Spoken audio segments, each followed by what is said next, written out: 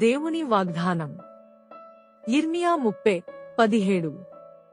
నేను నీకు ఆరోగ్యము కలుగజేసెదను, నీ గాయములను మాన్పెదను. ఈ వాక్యం మనకు ఎంతో ఆశను మరియు ధైర్యాన్ని ఇస్తుంది. మన జీవితంలో కొన్నిసార్లు అనారోగ్యం, బాధలు, కష్టాలు వస్తాయి.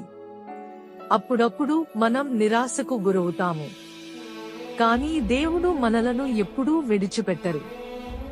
ఆయన మన బాధలను చూస్తారు మరియు మన గాయాలను మాన్పగల శక్తి ఆయనకుంది.